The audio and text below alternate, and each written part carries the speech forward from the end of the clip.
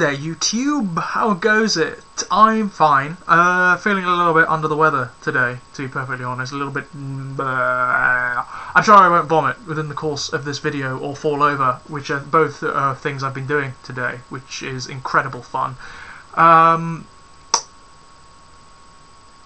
Today I am going to be reviewing one of my auto-assembly finds, a character that I've been after for quite a while actually. I've got a thing for the Unicronian Transformers, the Transformers that are taken by Unicron and reformatted into heralds and things. And there are loads of them now. There are loads of them because of the Universe line, which tends to be split down the middle into Children of Primus and Minions of Unicron, and I really like the Minions of Unicron by and large.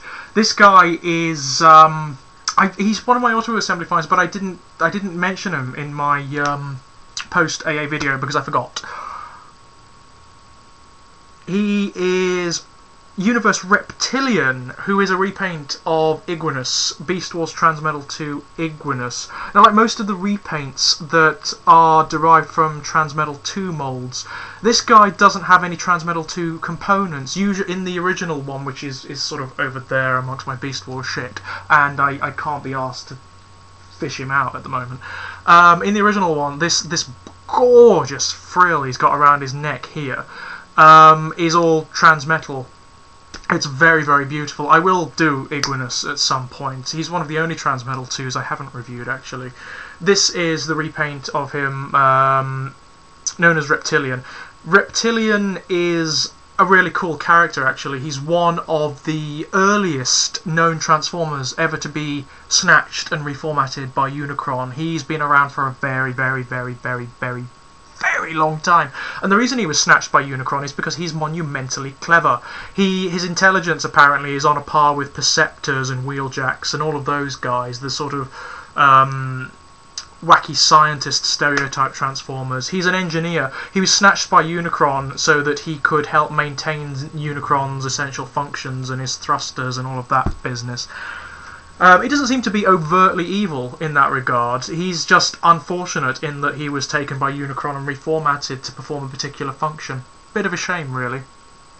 Apparently he doesn't really take part in much combat or anything like that for Unicron. Most of the time he is stationed on Unicron himself, messing about and maintaining things. He's basically an infernal janitor and mechanic. There's not much else to him. He does have offensive capabilities, like all of the Transformers that are reformatted by Unicron. He is monumentally powerful and durable and very, very difficult to actually hurt or beat in combat. He is extremely capable. It's just that he has other functions that he's better at. Now, the mould itself, this is one of my favourite Beast Wars toys, one of my favourite Transmetal 2s. I love the Transmetal 2 moulds. What they went with for the Transmetal 2s is an asymmetrical design. They were based on the Todd McFarlane toys that were all the rage in sort of the mid to late 90s, that advertised themselves as being monstrously detailed but also having a certain asymmetrical thing going on. So you've got details down one side that are more technological and down the other which are more organic in nature, and it's just a stunning mould. I mean, look at, there's hardly any indication of the robot on this guy. He is just bloody beautiful. The paint apps are gorgeous as well. His body looks like he has a bit of gold plastic on him actually, but he doesn't. That's just paint apps. He's very durable. He's much more durable than the original Iguanus actually. The original Iguanus has a problem with this thing, the launcher that's in his mouth. It's horrendous. Do not point this thing at your face because it will go off and hit you in the eye. But that seems to be a problem that they fixed on Reptillion. This thing hasn't flouted out involuntarily yet, which is always a bonus for Transformers that have fucking firing missiles, which I hate generally. I think one of the most attractive things about him is the frill around his neck. They've actually gone out of their way to make it as detailed as possible. It's really gorgeous. This is actually a better paint scheme than the original Iguanus. The original Iguanus is blue all over, completely blue apart from the frill, with a couple of orange bits scattered around here and there. This guy, the paint scheme really emphasises the sheer wealth of detail that's going on in this mould. And look at his tail. His tail is so cool. It's not really articulated, which is a shame, but oh, it's so detailed and very, very beautiful. And it's kind of dynamic as well. It's not just straight or anything like that. Very, very, very nice indeed. I also love the eye. Look, the eye is very, very different on this side of the lizard to that side. This side is slightly more organic and reptilian looking. And he does have a little gimmick in this mode. There's a little switch underneath his frill, and when you press it, the missile flats out, and his frill pops up as well, which is kind of nice. Let's show you that again. Hey, yeah, that's pretty cool. It's an unobtrusive gimmick, which I like.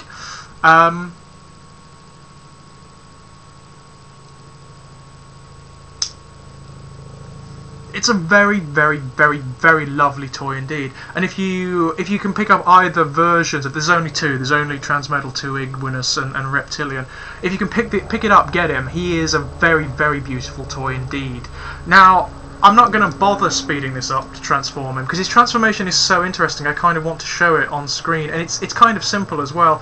There are two little flaps inside of his chest. He does have, I suppose it could be counted as an issue. There's a sort of big gaping chest cavity there, which I don't mind that at all. You're not going to see much of it anyway. It's obscured, so not that much of a problem. But you open up the two flaps there, and if you look there, you can see the robot mode pelvis and groin section. That splits in half and folds out to the sides here, and then you flip the entire head structure inside that cavity. So the whole body inverts itself,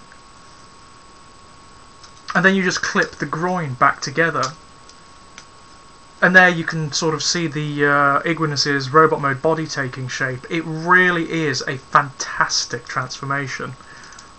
Very, very subtle. It's complex enough to be interesting. There isn't another Transformer that has this kind of transformation, and that's something that really distinguishes the Transmetal 2s for me. Their transformations are subtly complex. They're not so ridiculously elaborate that you can't figure them out with a bit of messing around, but they're very satisfying. And then basically the back, the arse end of the lizard basically flips down. These back feet become his hands, like so. And then we have the money shot, the head reveal, which comes out of his tail. Now, what I really love about this robot mode, barring it's just freaking gorgeous aesthetics, it really is a stunning robot mode, is it's one of the rare Transformers that has a ponytail, and bloody hell, it's an epic ponytail. In terms of scale, this is the most lengthy ponytail of any Transformer ever, and it looks so good on him. It just sets off the robot mode beautifully. It lends it a certain dynamism that works. The robot mode itself is really interesting. What they've done is taken influences from various warrior cultures and sort of spliced them into the overall design. There's a certain Roman legionary centurion thing going on with the frill, which becomes a skirt, an armoured skirt. His face is, you can't see it on this camera sadly, but it is superbly detailed, and one of his eyes has a sort of metal plate over it, in like an eye patch in the style of a pirate or something to that effect.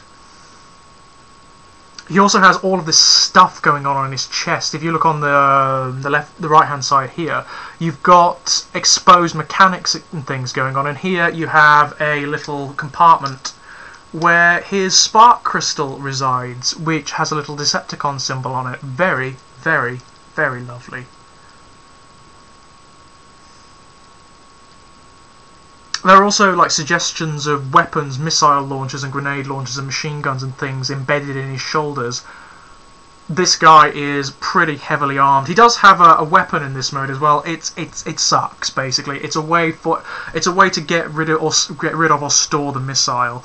You just take the missile and stick it into his hand. So it's I mean, I'm not even sure what it's supposed to be, a club or a sort of gesturing stick or something like that. I think it looks like a... Well, well, you use your imagination. It looks like a big dildo, doesn't it? That's what it looks like. And in that regard, I suppose it's quite threatening in a bizarre kind of way. It's one of those stupid, silly weapons. I really don't like it when Transformers hold missiles as clubs or something like that. I think it looks stupid, and I prefer to leave that off when I display him. But even so, he is such a gorgeous robot. It really doesn't matter. It's completely incidental. He doesn't need a weapon to make him look good. Also, his posability is fantastic. He like all the latter day Beast Wars toys. You can pose him in any which way you can possibly imagine.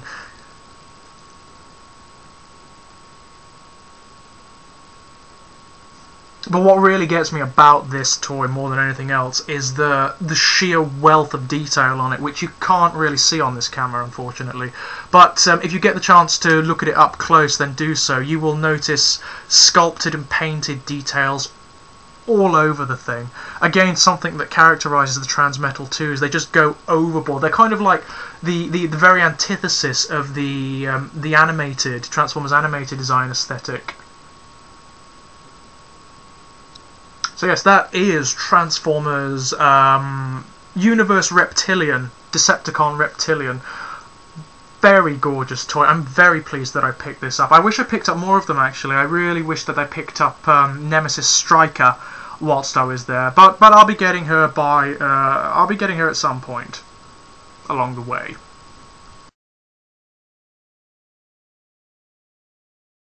Oh, that went well. Huh.